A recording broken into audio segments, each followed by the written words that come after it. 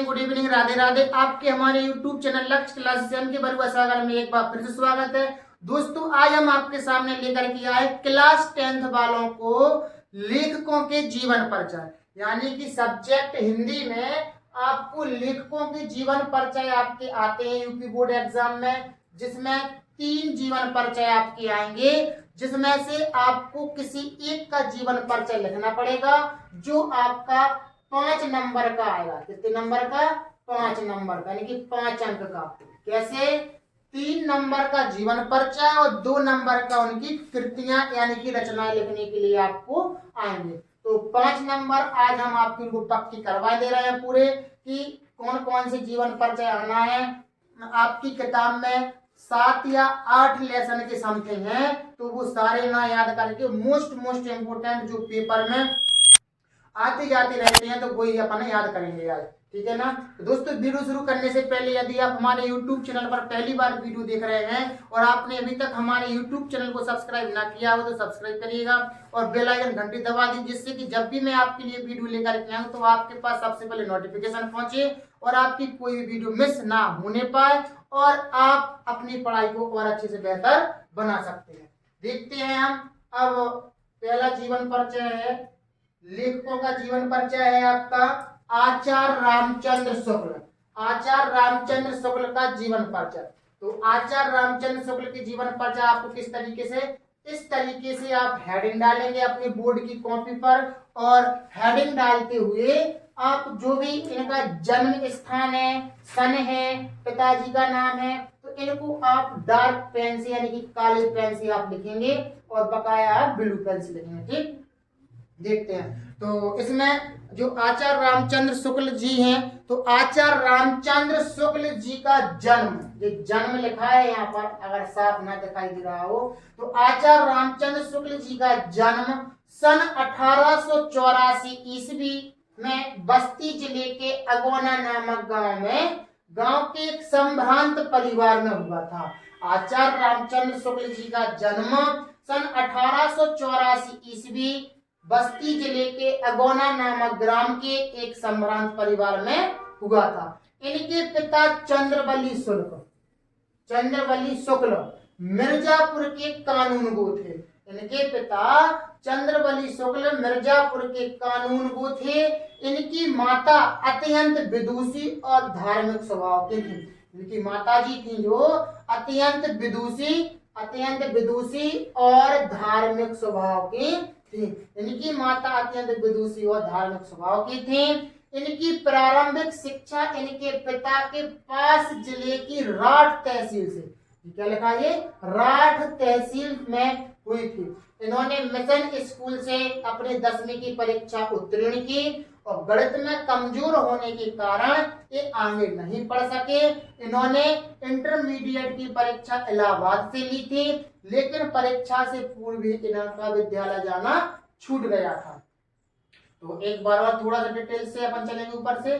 तो आचार्य रामचंद्र शुक्ल जी का जन्म 1884 ईस्वी के बस्ती जिले के अगोना नामक गांव के संभ्रांत परिवार में हुआ था। इनके पिता चंद्रवली शुक्ल मिर्जापुर के कानूनगो थे। इनकी माता अत्यंत विदुषी और धार्मिक स्वभाव की थी।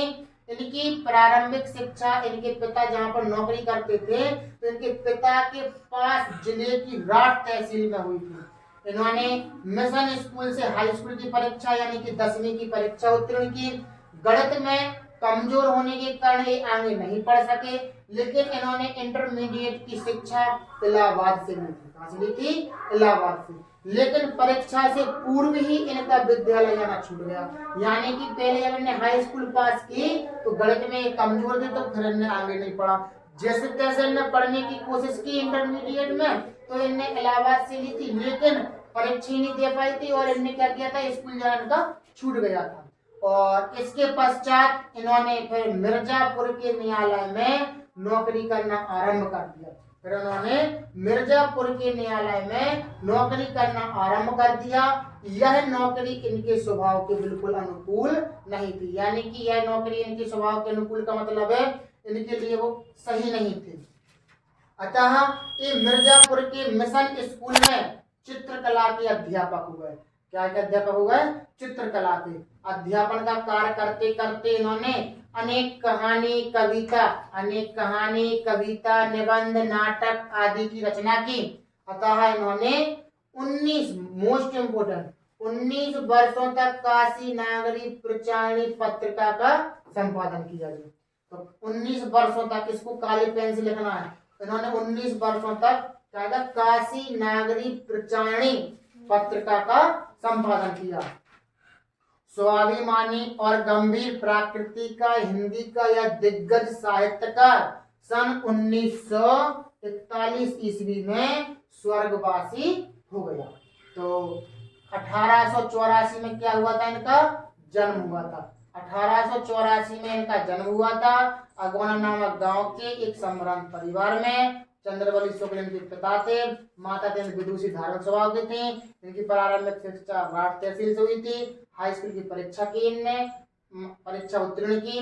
गणित में कमजोर हुए, आगे ना पढ़ सके। इंटर में दाखिला लिया इनने इलाहाबाद में, लेकिन परीक्षा देने से पहले इनका स्कूल छूट गया और फिर इनने मिर्जापुर के न्यायालय में नौकरी करना शुरू किया। नौकरी इनके स्वभाव के अनुकूल नहीं थी। फिर इनने वही मिर्जापुर में एक स्कूल में कला के अध्यापक हो गए, यानी चित्रकला के अध्यापक हो गए। और अध्यापन का कार्य करते करते इन्होंने अनेक कहानी कविता निबंध नाटक आदि चीजों का इन्होंने रचना की। और इन्होंने 19 वर्ष तक काशी नागरी प्रचारणी पत्रिका का संपादन किया और सन 1941 में ये खत्म हो गए, यानी कि स्वर्गवासी हो गए। अब इनकी मोस्ट इम्पोर्टेंट जो रचनाएं हैं वो रचना जरूर लिखना, इसी तरीके से लिखना है। हेडिंग डालो रचना। कैसे? आचार्य रामचंद्र शुक्ल की कृतियां या रचनाएं निम्नलिखित हैं। पहले लिखो आप निबंध, हेडिंग डालो। निबंध कौन कौन से? इनकी चिंतामणि विचार विधि, चिंतामणि और विचार विधि, ये यहाँ पर पास निबंध है। आलोचना कौन कौन सी है? रसमीमांसा, त्रिवेणी और सूरदास, ये इनकी क्या है? आलोचनाएं हैं। और इतिहास, हिंदी साहित्य का इतिहास और संपादन, इन्होंने काशी नागरी प्रचारणी पत्रिका का संपादन भी किया था। तो 4 ये रचनाएं हैं मोस्ट इम्पोर्टेंट इनकी। कौन कौन सी हम एक बार बता दें? चिंतामणि, विचार विधि, रश्मिमांसा, त्रिवेणी, 4 रचनाएं ये मोस्ट इम्पोर्टेंट है। और सूरदास भी आप लिख सकते हैं, हिंदी साहित्य का इतिहास भी है। काशी नागरी पत्रिका का संपादन किया। काशी नागरी प्रचारणी पत्रिका, मोस्ट इम्पोर्टेंट क्वेश्चन कहाँ पर? ऑब्जेक्टिव टाइप में, कि काशी नागरी प्रचारणी पत्रिका का संपादन किसने किया? आचार्य रामचंद्र शुक्ल ने। और रचनाओं के बाद आपको साहित्य में स्थान लिखना पड़ेगा, तब जाकर के आपको 5 नंबर कंप्लीट आपको मिलेंगे। ठीक, साहित्य में स्थान क्या लिखेंगे? हिंदी निबंध को नया आयाम देकर उसे ठोस धरातल पर प्रतिष्ठित करने वाले शुक्ल जी ही हैं।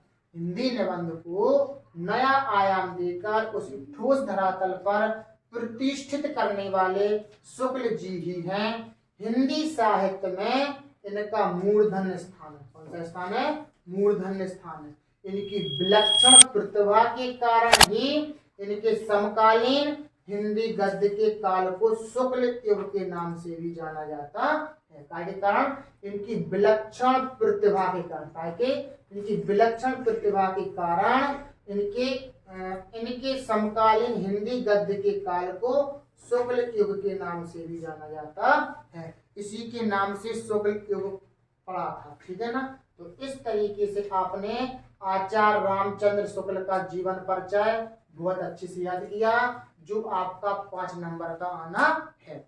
लेखकों में से आपको 2 या 3 लोगों का याद करना पड़ेगा, इसमें से आपको किसी एक का लिखना पड़ेगा। तो आचार्य रामचंद्र शुक्ल, रचना जीवन परिचय, रचनाएं और हिंदी साहित्य का में स्थान, जी आपका कंप्लीट है।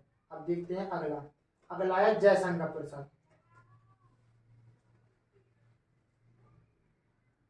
अगला है आपका जयशंकर प्रसाद।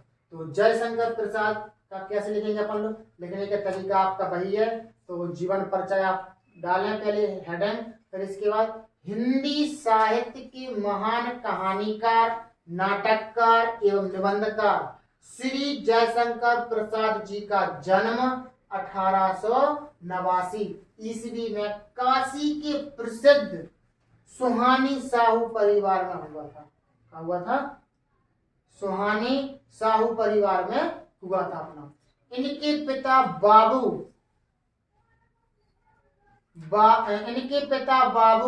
देवी प्रसाद काशी के प्रतिष्ठित एक धनी व्यक्ति थे। इनके पिता जो बाबू देवी प्रसाद थे, काशी के प्रतिष्ठित एक धनी व्यक्ति थे। इनकी प्रारंभिक शिक्षा घर पर ही हुई। इनने कहीं पर स्कूल वगैरह नहीं गए, इनकी प्रारंभिक शिक्षा घर पर ही प्रारंभ हुई। इन्होंने अंग्रेजी, संस्कृत, उर्दू और फारसी का ज्ञान प्राप्त किया। इन्होंने अंग्रेजी, संस्कृत, उर्दू, फारसी का ज्ञान प्राप्त किया। साथ में ही इन्होंने वेदों का, पुराणों का, इतिहास का, दर्शन आदि का भी ज्ञान अध्ययन किया। माता पिता तथा बड़े भाई की मृत्यु हो जाने पर, देखो माता पिता और इनके बड़े भाई की मृत्यु हो जाने पर इन्होंने व्यवसाय और परिवार का उत्तरदायित्व संभाला। इनके माता पिता की मृत्यु हो गई और इनके बड़े भाई की मृत्यु हो जाने पर इन्होंने व्यवसाय और परिवार का उत्तरदायित्व संभाला। और उत्तरदायित्व संभाला ही था कि युवा अवस्था के पूर्व ही भाभी और एक के बाद दूसरी पत्नी की भी मृत्यु से इनके ऊपर मुसीबतों का पहाड़ टूट पड़ा। सबसे पहले माता पिता की मृत्यु हो गई, फिर इनके बड़े भाई की मृत्यु हो गई। जैसे इनने अपना घर संभाला ही था कि इनके बड़े भाई की जो पत्नी थी यानी कि इनकी भाभी की भी मृत्यु हो गई और इनकी दूसरी पत्नी की भी मृत्यु हो गई। यानी कि भाभी और इनकी दूसरी पत्नी की मृत्यु से इनके ऊपर एक मुसीबतों का पहाड़ टूट पड़ा। विषम परिस्थितियों से जीवन भर संघर्ष करना पड़ा इन्हें। विषम परिस्थितियों से जीवन भर इन्हें संघर्ष करना पड़ा, लेकिन इन्होंने हार नहीं मानी और साहित्य सेवा में लगे रहे। क्रमशः प्रसाद जी का शरीर चिंताओं से जर्जर होता गया और अंत में एक क्षय रोग का अर्थ होता है टीबी की बीमारी, सबने सुनी होगी। क्षय रोग या फिर हम उसको बोल सकते हैं टीबी की बीमारी से ग्रस्त होकर 14 नवंबर सन 1937 ईस्वी को हिंदी के साहित्यकार ने इस संसार से विदा ले ली। कब? 1937 ईस्वी में ये खत्म हो गए थे, बोलते यानी कि स्वर्ग सिधार गए थे, इस संसार से निकाल ली थी विदा। जी तो और सरल है कि हिंदी साहित्य के महान कहानीकार, नाटककार, निबंधकार हैं। 1889 ईस्वी में इनका जन्म हुआ था और सुंगनी लिखा है, सुंगनी साहू परिवार में इनका जन्म हुआ था। इनके पिता बाबू देवी प्रसाद थे, काशी के प्रतिष्ठित धनी व्यक्ति थे। इनकी प्रारंभिक शिक्षा घर पर ही हुई। घर पर ही इन्होंने अंग्रेजी, उर्दू, संस्कृत, फारसी आदि का ज्ञान कर लिया और इनके साथ साथ वेद, पुराण, इतिहास, दर्शन आदि का भी ज्ञान अध्ययन किया। माता पिता और बड़े भाई की मृत्यु हो जाने पर इन्होंने अपने घर का उत्तरदायित्व संभाला और उत्तरदायित्व संभाला ही था कि इनकी भाभी और इनकी दूसरी पत्नी खत्म हो जाती हैं। इनके ऊपर मुसीबतों का अकाल टूट पड़ता है और विषम परिस्थितियों में जीवन भर इन्होंने संघर्ष किया, लेकिन इन्होंने कभी हार न मानी और साहित्य सेवा में ही लगे रहे। और क्रमशः जो प्रसाद जी का शरीर चिंताओं से जर्जर होता गया और अंत में एक क्षय रोग ग्रस्त हो गए और 14 नवंबर 1937 ईस्वी को ये इन्होंने संसार क्या ले ली? विदा ले ली, यानी कि ये स्वर्ग सिधार गए। अब इनकी रचनाएं हैं इनकी लिखने का तरीका यही रहेगा। जयशंकर प्रसाद की कृतियां निम्नलिखित हैं। सबसे पहले नाटक। इनने नाटक कौन कौन लिखे? नाटक स्कंदगुप्त, अजातशत्रु, चंद्रगुप्त तथा ध्रुव स्वामी। मोस्ट इंपोर्टेंट ध्रुव स्वामी जो अपने नाटक है किनका है? ये अपने पास जयशंकर प्रसाद का है। और इसके बाद कहानी संग्रह में छाया, प्रतिध्वनि, आकाशदीप मोस्ट है और इंद्रजाल जो मोस्ट है। ये अपने एक कहानी संग्रह है। इसके बाद उपन्यास में क्या है? कंकाल, मोस्ट इंपोर्टेंट। कंकाल, तितली, ये आती जाती रहती। जयशंकर प्रसाद तितली उपन्यास मुख्य इनके उपन्यास हैं। निबंध संग्रह में काव्य कला इनका प्रमुख निबंध संग्रह है। और काव्य में लिखे अगर तो कामायनी, आंसू लहर, ये है आंसू लहर झरना, एक प्रसिद्ध इनकी क्या है महाकाव्य। कौन कौन?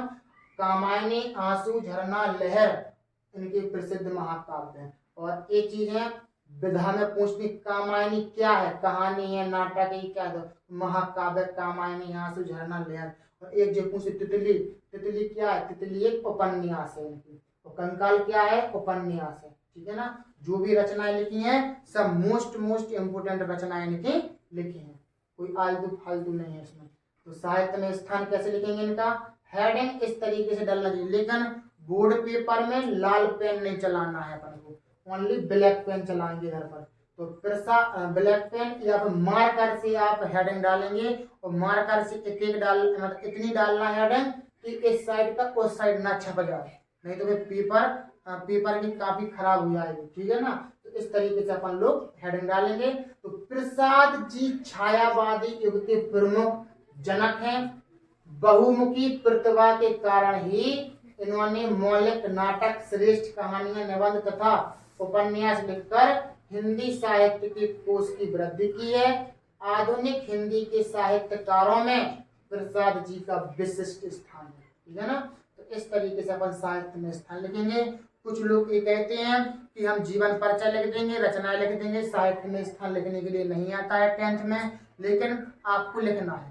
तब आपको 5 नंबर, आपके 5 अंक का आना है एक लेखकों का जीवन परिचय लिखने के लिए। तो आपको ये सारी चीजें आप मान सकते हैं। तो 3 नंबर का जीवन परिचय, 1 नंबर की रचना और 1 नंबर के साहित्य में स्थान की 5 नंबर का इस तरीके से आपका आएगा। अगर आप इस तरीके से लिख रहे हैं आपका एक भी नंबर यहाँ से हुआ नहीं होगा, यानी आपको पूरे नंबर मिलेंगे। ठीक।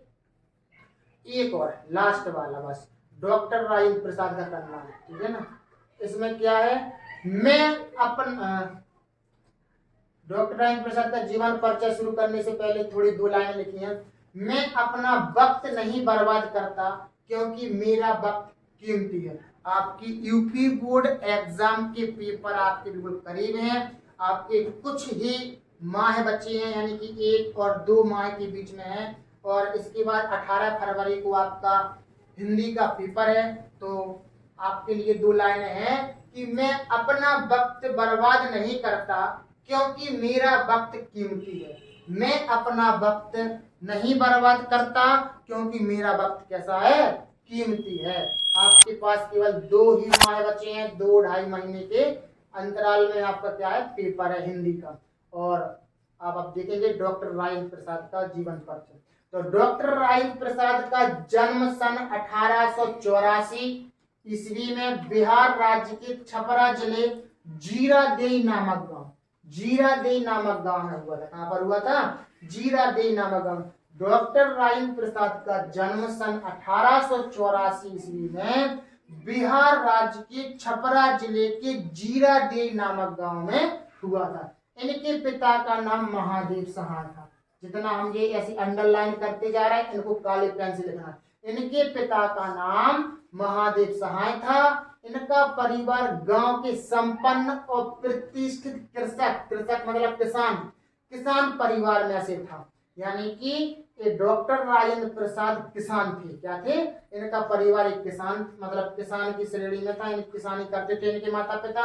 और इनका जन्म कहाँ हुआ था? 1884 में बिहार राज्य के छपरा जिले के जीरादेई नामक गांव में हुआ था। इनके पिता महादेव सहाय थे।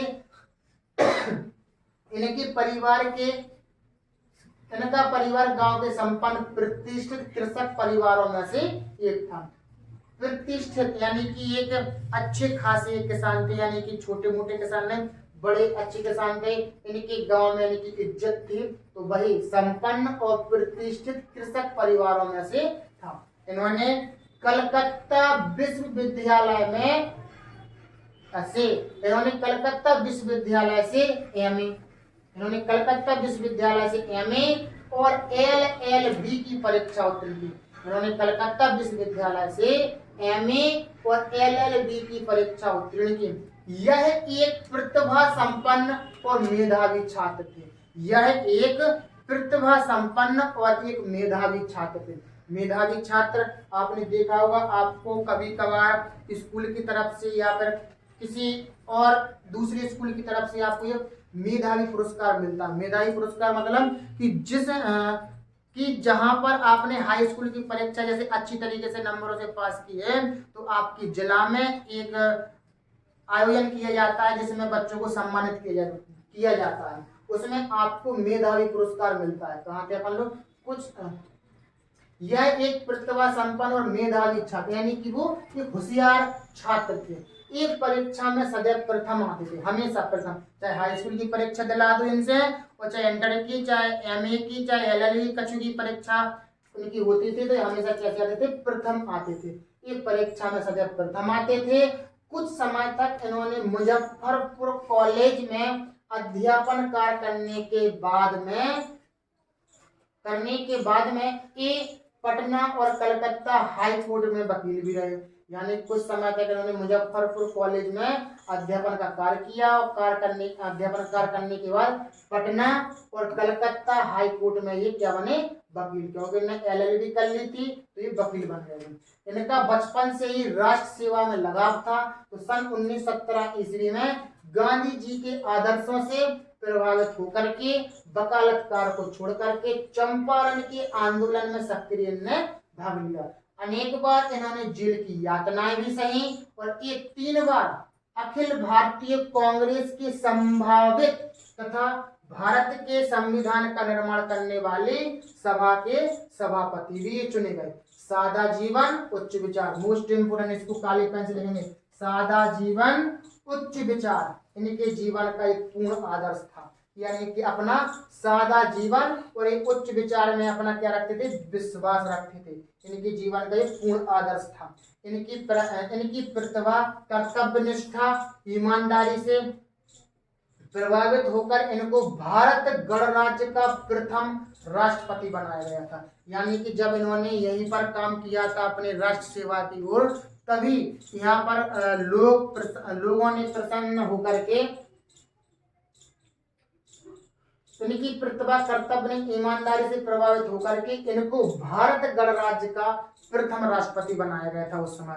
तो पेपर में जी भी आता है कभी कभार, जब भी आप कोई पेपर देते हैं तो उसमें आता है कि भारत के प्रथम राष्ट्रपति कौन थे, तो अपने डॉक्टर राजेंद्र प्रसाद थे, ठीक है ना। तो यहीं पर इन्होंने 10 वर्षों तक इस पद का कार्यभार संभाला। 10 वर्षों तक का मतलब है 2 पंचवर्षीय।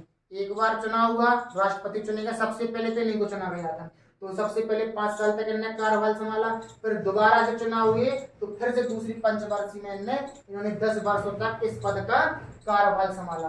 भारत सरकार ने इनको सन 1962 ईस्वी में भारत रत्न से अलंकृत किया। यानी कि भारत सरकार के द्वारा इनको 1962 ईस्वी में भारत रत्न से इनको पुरस्कृत किया गया था।